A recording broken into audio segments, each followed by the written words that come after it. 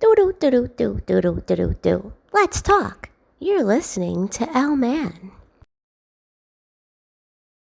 Hi Radioheads, this is L Man with Cristian Aluas. Now, he teaches, he's someone you could go to if you want to learn how to make your own comic books, how to sell them, how to illustrate them, maybe how to write them. He knows a lot. Now, what makes you, I always wonder, well, first of all, hi. Hello. Hi. Thaning for coming on the radio. Thanks for having me. It's enjoyable. Maybe. We'll see at the end. Maybe we'll see at the end. No, a lot of times I see someone teaching and I'm like, what makes them wake up in the morning and think, you know what, everyone needs to know what's in my head. Now, what makes you credible to teach all this and things I could stand to learn?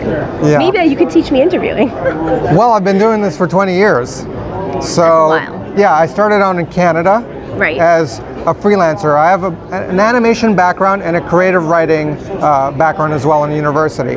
And then I decided to be like quote unquote artist. Okay. I thought like that's what I want on my tombstone. So I started doing like cafe shows and like and then I had a small press. That was my first business, and I published books of all kinds, mostly art books. And then I turned to teaching, and that was kind of like as a freelancer, that was kind of like my first way to communicate my struggle, you know, and all the things that were part of being an artist and being a freelancer. So, you know, that's where my passion stems from. The fact that I chose like this unconventional career to work in, and teaching is a way for me to communicate with other people that are hopefully going through the same thing or want to take that leap and do what I do, which is make a living and follow your dreams. Now, do you ever come across some comic book artists and you're just like, stop, this is not for you? Or you think in your head, or do you say it to them, like, or does that never happen? Or like, this is just not the right field for you, like your writing stinks, your drawing stinks, your business sense is gone, just get out. Has that ever happened? Well, to be perfectly honest, I have had some private students that I've tried to mentor and motivate through their projects. Right. And some of them don't have it, and what's holding them back is not the fact that they're not talented, is that they're not spending the right amount of time focused on that. They kind of do it like with a turned body, you know, like they're doing it on the side. Like and your face in this whole interview, we're getting the side. Well, I'm looking at you. You know, I'm just busting your chops. No. Well, you're more attractive than the camera. Oh, well, thank you. I don't know. I think the Samsung is quite beautiful. Oh, okay. Oh, you want me to look at the camera? You can look wherever you want. I'm talking to you. I'm talking to people. I like natural. This is good. Yeah, this is good. So they don't put in the time, or they're treating it like a they don't half in, half out. Yeah, like they how don't. I do a lot of things. Right. So it's just it's not a matter of like if you truly believe that you can make a living at it. Right. But at least when you're doing like drawing or writing for comics or even doing a painting, you have to be hyper focused and do nothing else during that time, and you have to, like, even if it's half an hour a day, but you do nothing else but that. You don't have your phone on, you don't have it within view. You have to like regiment your life to focus on it, and then once you do it, that's when you actually can see improvement. You think someone could do everything within a year if you give them 1 year, write it, illustrate it, put it out? You think what's the minimum time you think? Yeah, but they need you know focus. Well, they need the focus, but they need some basic skills before you know. But there's writers that are very good at writing, and maybe they can draw decently, and they could put together a very legible and professional work that's got a simple style, like I don't know, like Peanuts, you know, like you know, like it's a simple style. Well, actually, that's kind of advanced. It's simple, but it's advanced. Right. But so they can't do it within 1 year. Yeah, it's just a matter of that is focus, but you need some talent, and then that's why Masterpiece Art School, I also Yeah, I was just about offer. to ask you. So in September, you have a comic book drawing writing class coming I up? have a book coming out. Okay. It'll be an online course, but it'll also be a downloadable and a physical book. It's called Fun and Easy Cartooning Techniques for Drawing Comics and Manga. I might take it. I used to draw. It's phenomenal. I just did a Spanish song. I don't speak Spanish. Yeah. Who knows? I'm very, very proud of it because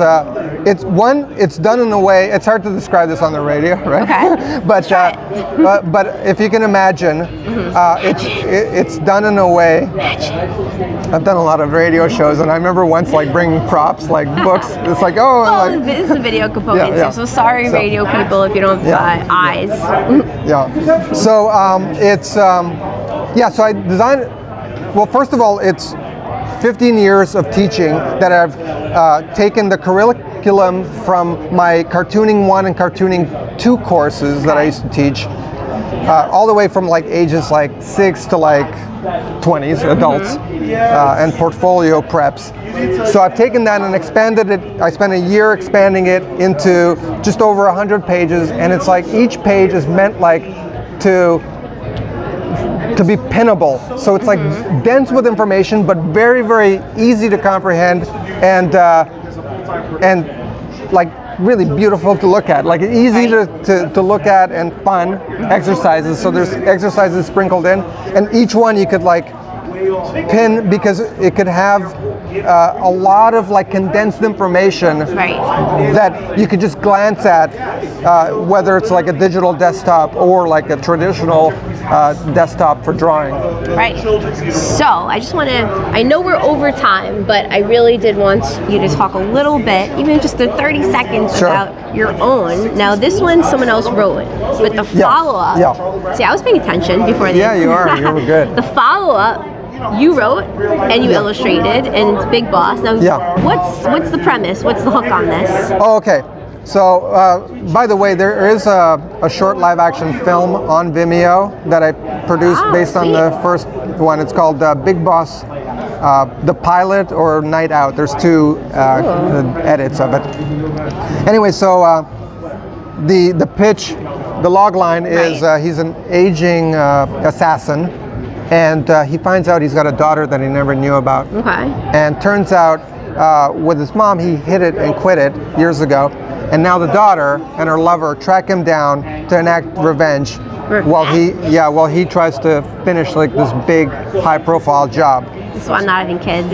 Yeah, so they lure him into this very emotional and deadly showdown. And that's the first miniseries, Big Boss Gun for Hire.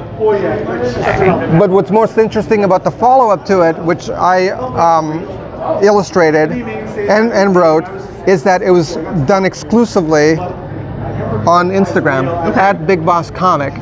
It's still up there. And what was exclusively on Instagram?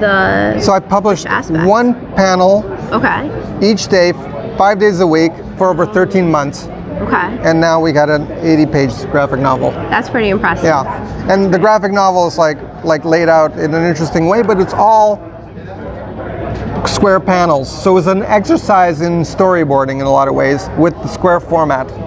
Now, when it comes to the narration of the live action, what type of dialect? Are we going with Italians?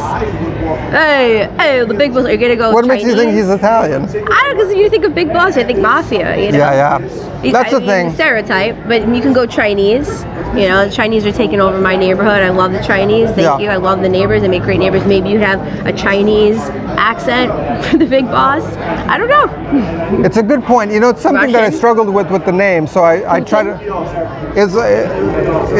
Well, Bruce Lee was like in a Big Boss movie. Okay. Yeah. So it's his nickname because Big Boss is like a metaphor for the freelancer that's like actually a lone wolf, but he's got to be the best, most disciplined person as an individual. And that's where the name Big Boss comes from.